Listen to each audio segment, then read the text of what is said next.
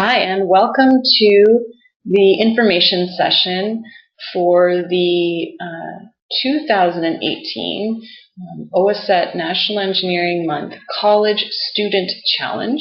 We are really excited to be talking to you about the great opportunities that we have with the College Student Challenge for the upcoming National Engineering Month in March of 2018. And wanted to give a big thanks to OACETT for sponsoring this event and recognize the partnership that we have with National Engineering Month between OACETT, the Ontario Association of Certified Engineering Technicians and Technologists, Professional Engineers of Ontario, PEO, as well as Engineers Without Borders Canada, and the Ontario Society of Professional Engineers, OSPE. That is the coalition of associations that forms the steering team that makes up the National Engineering Month Committee for Ontario. So big thanks to all of them for and recognizing them for all the great work that they do to help bring the amazing activities to life for National Engineering Month in March. So, quick introductions. Hi, my name is Becky. You can see me. I am right there in the middle. I am part of the support team that is working hard to bring you all the things necessary to run the campaign for National Engineering Month. And in this case specifically, we're focusing on the things you will need to know about the College Challenge, which is just one aspect of the National Engineering Month campaign. On the left-hand side of the screen, you will see Erica Lee Garcia. And on the right hand, to my right, you will see Carrie Boyce. So two other team members that are supporting you, supporting me, supporting each other in all the great work that is happening to bring everything that you need to support you in any way necessary and help move forward with the great messaging and activities that are happening around National Engineering Month and the College Student Challenge. So for the purposes of today, I'm going to do a quick just introduction about National Engineering Month, which we affectionately refer to as NEM, N-E-M, you see. And then go into a little bit about the College Challenge, talk about some of the details you need to know, go over some of the rules, give you some tips and tricks and hints on how to get a leg up on winning the prize. We will talk a little bit about the prize itself, and I am going to take this opportunity to go through some of the NEM messaging and theme with you so that you have a clear understanding, because that is a very important part of the campaign. It is very key to the National Engineering Month campaign, as well as integral in setting you up for successful events for the College Student Challenge. And then finally, we will talk about some important dates that you need to know for this year's challenge. And then we will have a little bit of time for question and answer at the end of the presentation. So the National Engineering Month OACETT College Student Challenge is open to engineering and technology students at Ontario colleges. So we here are looking at the events that are happening in Ontario. Now, National Engineering Month is a obviously national campaign happening across Canada, which is great that we get to be part of this big picture celebration of engineering and technology. But for the purposes of this challenge, it is only open to Ontario colleges and students that are registered. In order to be eligible, you do need to organize a NEM event with support from your local OACETT chapter, and that needs to happen in March. So to be considered a NEM event, it does have to happen in March. You can have a team of up to 5 students as a core group, planning and doing all the work that needs to happen around the event or events that you're working on. And you are eligible, if you meet all these requirements, you are eligible to win a cash prize, which we will go over in a little bit more detail shortly, as well as a 1-year OACETT student membership. So a great way to connect with your community and do some networking, and great time for you to be thinking about that kind of or those kinds of skills as well. So reflecting back a little bit, wanted to give you a little bit of perspective on what you are getting involved in here. You are part of a bigger celebration I alluded to already, but some numbers here for you. In National Engineering Month in March of 2017, we saw over 350 events happening across Ontario. So we were really excited about that. It was the biggest number we've had yet. So all kinds of great events happening, great messaging happening, getting the word out about engineering technology and what it means, and facilitating the understanding for youth and the general public, and so really excited to see these numbers continuing to grow year over year. So that 356 events that were held in Ontario, that translated to over 58,000 people that were touched by those experiences. So that's a really great number to see. And then as well as the in-person events that are happening across the province, we also do use different media outlets to expand the reach of the campaign. So there's some online numbers there for you. We do have some traditional print media. There are articles you may have seen in the Ontario Technologist magazine, and then we have a few other magazines that we put articles into.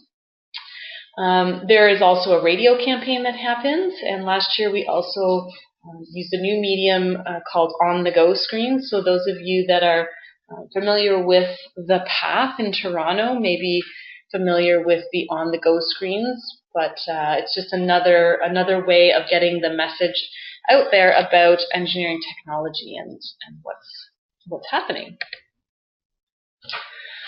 So thinking about being a part of this bigger campaign, we wanted to help you understand some of the impact that being a part of this college challenge, which is just one part of this larger idea, is having. So we're already seeing an increase in participation from OACETT as an organizer or organizing group, I guess.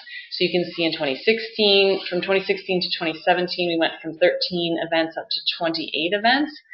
And that was, in 2017, that was reflective of 11 colleges being involved across the province. So we're always happy to see that engagement spreading to different colleges. So just to see the messages getting out there geographically as well.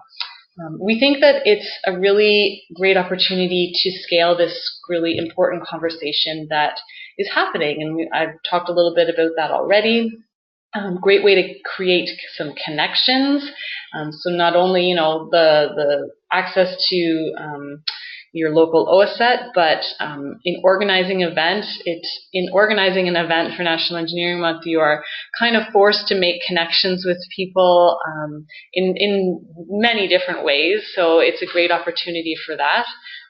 And we really think that the colleges are a great source of innovation, the college students in particular, coming up with different ways to talk about engineering technology to young people and the general public. We think that the way, if we keep talking about it the same way that we've been talking about it year over year, then we're not going to make any changes and have that impact that we want to have. So we see the colleges and the events that are happening at the colleges as very innovative, different ways to get those messages out there. So we're really happy and excited to see that engagement happening with the college students. Here's a quick graph to show sort of visually the impact of including this challenge into the National Engineering Month campaign. So this graph is specific to the OACETT events that were happening as part of that campaign. So you can see going back to 2012, there was no challenge. 2012, 2013. In 2014 is when we have the challenge start, and that's the red bar in sort of second in from the left. And so you see, obviously, the total number of OACETT NEM events jumps way up in 2014, and that just keeps growing. So we're loving that trend. If you'd like to read more about some of the ideas we have about the impact that the College Challenge is having, you can click on the link at the bottom of the page there. I will make this slide deck available to everybody after the fact, so you can click on that link and you are welcome to read more about that impact there. So why get involved? I mean, I'm assuming everybody here is you've signed into this webinar because you are already involved. You've registered a team, but thinking about everybody's whys is always a good exercise, I think, and understanding the motivations. So some of the ideas that we've considered are increasing that connection to your profession. We've talked about that. It's a great time in your life to be thinking about strengthening those connections in that network. So speaking of network, it is an amazing networking opportunity, depending on the type of event you design as well. I mean, it can be even embedded right into the type of event you're having. A networking style event we have seen those many times. And you get to be an ambassador for the field. So being a role model, connecting with your community, doing that really meaningful outreach where you get to have an impact. The reward really does become the smile on the faces of the kids as their design works, or their car makes it over the finish line, or what they figure out the solution to the problem or the challenge that they've been struggling with. So it is really rewarding. So all of that said, wanted to take some time to make sure that specific to the College Student Challenge, everybody is very clear and understands the rules involved. So I've already talked a little bit about some of these things. You do need to put on one or more public outreach events during March 2018. Also wanted to highlight there the or more. It is great if you can figure out, be innovative and creative and figure out ways to stretch that funding that is provided to be able to expand your reach to more people. So that is something we do encourage. Again, talked about already that core team of up to 5 students that can work together. There's no minimum number of students, so if you are a team of 1, that is fine too. I have seen that happen, and that can be that is doable as well.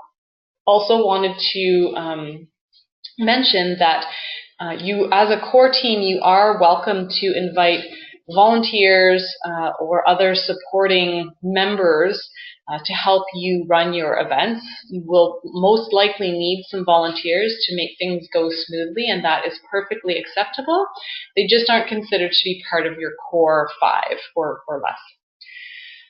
Teams must work with their local OACETT chapters. So part of the, just going back to kind of the goals of this particular challenge was to improve the connection between the colleges and the local chapters.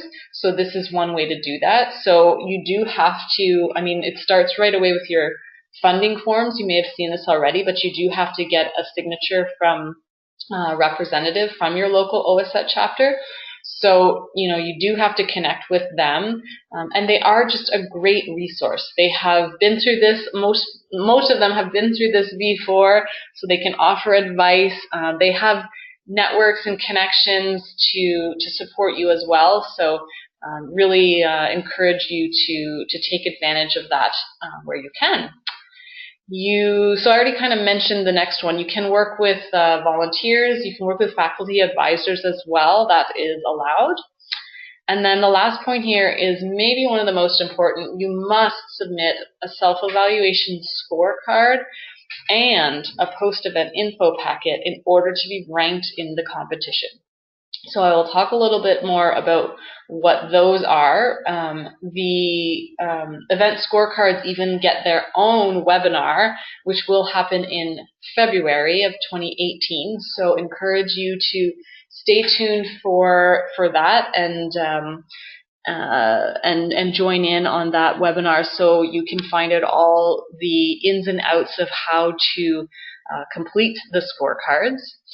The post-event info packet, information and details about what is in or what needs to be in those packets is available on the website on nemontario.ca on the College Challenge page. If you scroll down through the page, you will see the detailed information about what you do need to include in there. Also wanted to maybe give you a tip before I get to the tips section. But one of the pieces of information that we require in the post-event info packet is 2 to 3 of photos from your event. And we request that the photos have captions so that if there's people in them, we can recognize those people and where they're from. And if possible, give us a little bit of information about what we're looking at. But what the tip here is that if you decide to provide, if you're really diligent and you assign a media person and they take 500 pictures at your amazing event, and there's all kinds of excitement happening at that time, and then you send us 500 pictures.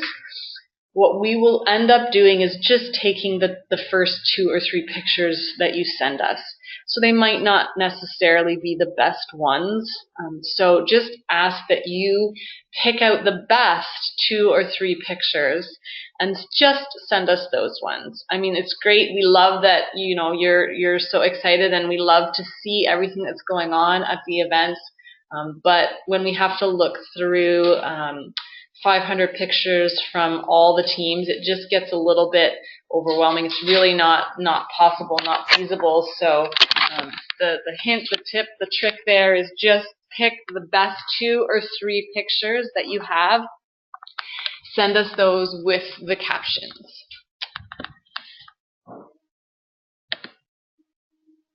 So how do you win? Step 1 is follow the rules. So make sure that you've got everything covered there. Make a little checklist.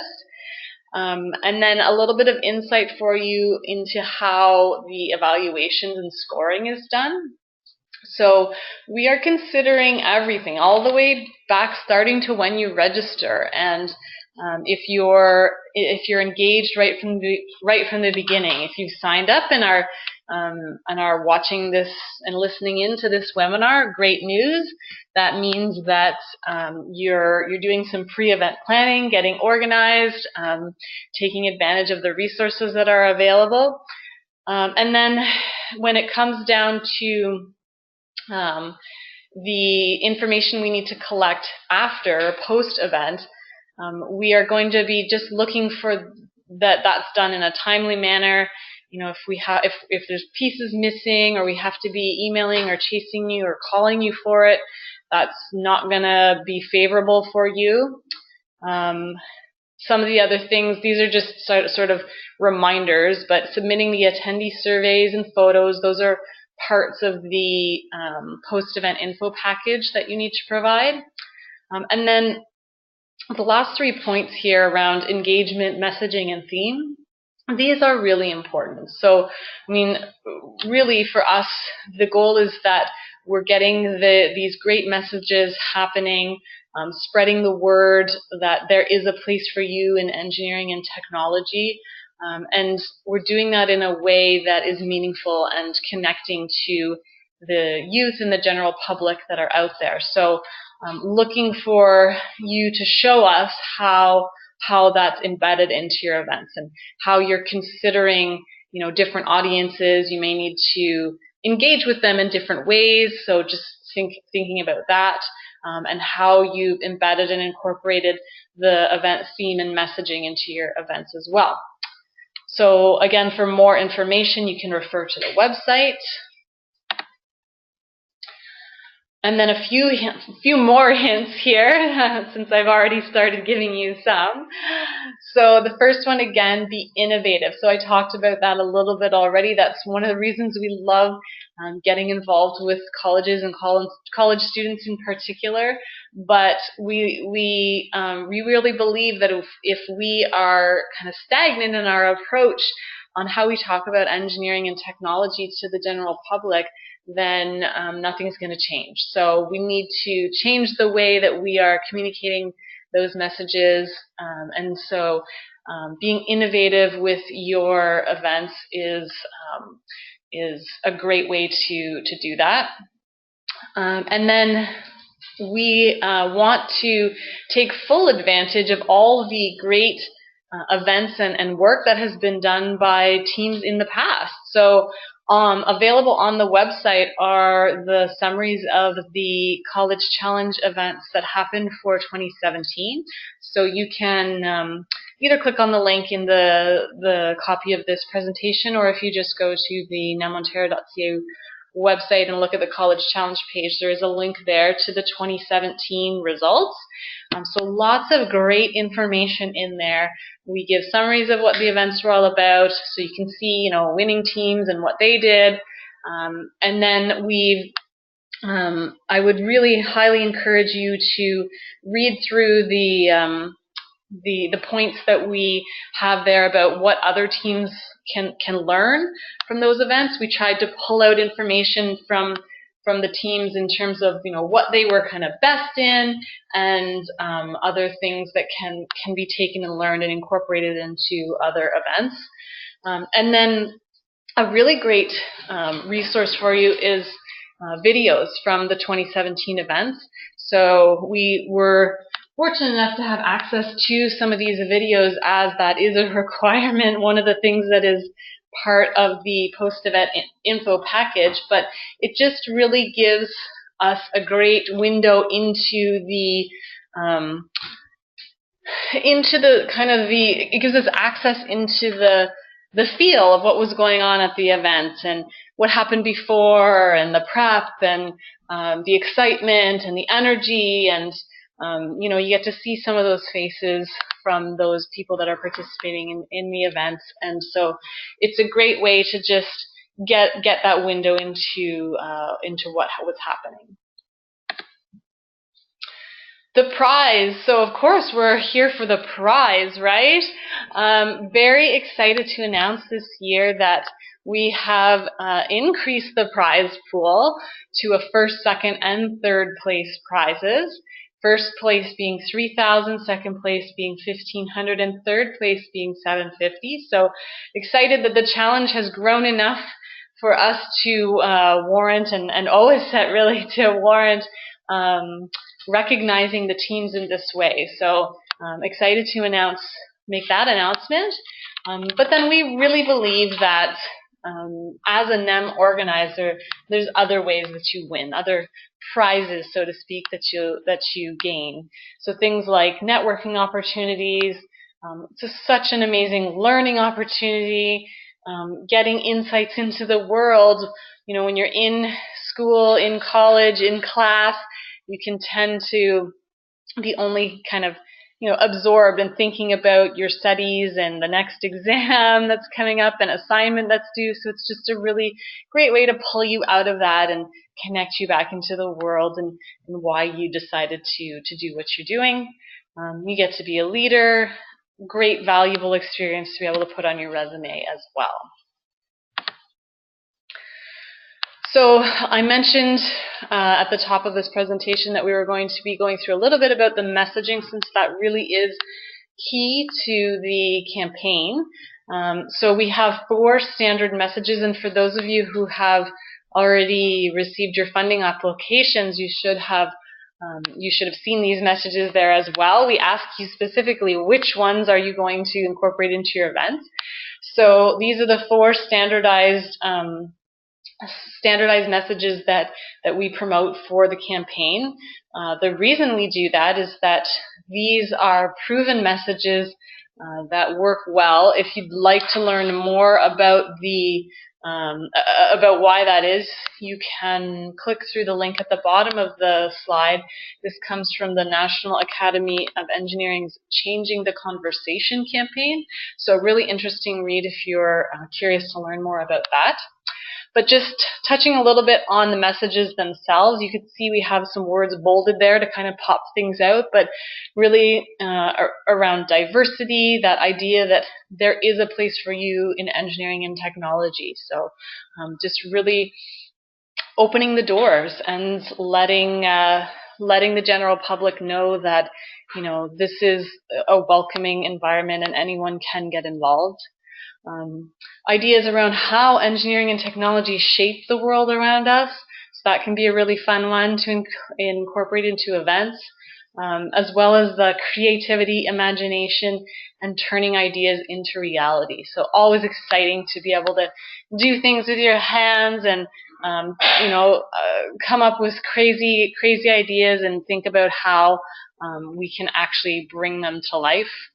And then the last one on here is all around safety, health, happiness, comfort, and efficiency. We really are people working for people, and we make a world of difference.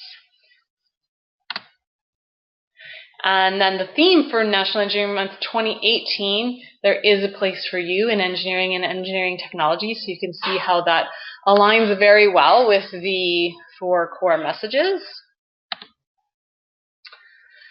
And finally, and maybe one of the most important things to take away here are some important dates to remember. So the first 2 dates have actually passed, but due to the situation we have here with the colleges, we've had to make some extensions and exceptions. So the deadline for registration now has officially been extended to December the 1st. Now that everybody is back in school, we wanted to give you a little bit of time to get together and put your registrations in. And then shortly following that is the funding applications. So what will happen is when your team registers, if you haven't already, you will receive an email from me with follow-up instructions on when we would need to get those funding forms back.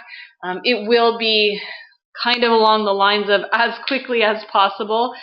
Reason being really just that we need to make decisions around funding and quantities of t-shirts and posters and all that great stuff that we need to order, so we need to get that information as quickly as possible.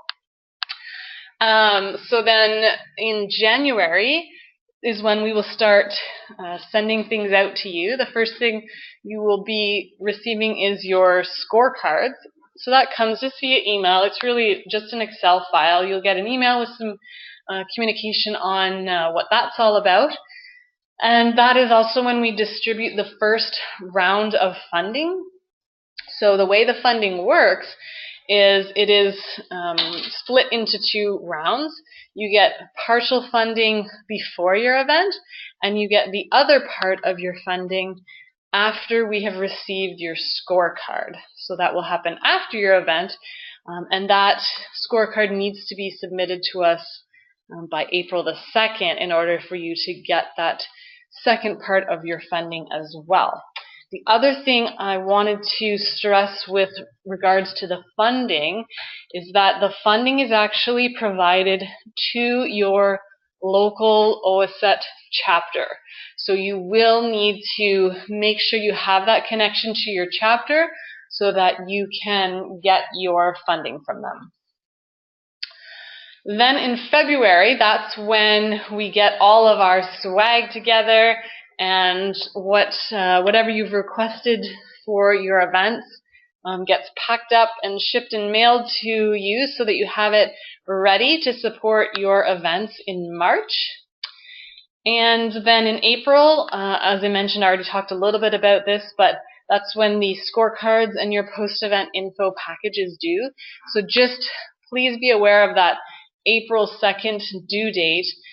If you're planning an event or events that are going to be happening later in March, it doesn't provide you a lot of time to get that documentation together, unfortunately, but we do have to put that cutoff there so that we can have time to review all the data and make decisions and have, we organize a celebration for the team and make all those announcements before everybody's out of school for the summer. So really important to account for the timing. If you're planning events that are happening earlier in March, then you're a bit lucky, get some time to pull that all together. So just a kind of warning that if it is a later in March kind of event, just to maybe have somebody who's got their eye on that and is working on it so that you don't miss out on that deadline. Okay, and I think that's it for dates to remember. And then just to kind of wrap it up, how to stay in touch. So you can always reach out to us at NEM Ontario at ewb.ca, and of course follow us on all the standard social media platforms there on Facebook, Twitter, Instagram, hashtag NEM 2018, and at NEM Ontario. We love watching the hashtag NEM 2018 and all the tweets and posts that go up as it gets closer to March. So encourage you to get in on that fun that's happening.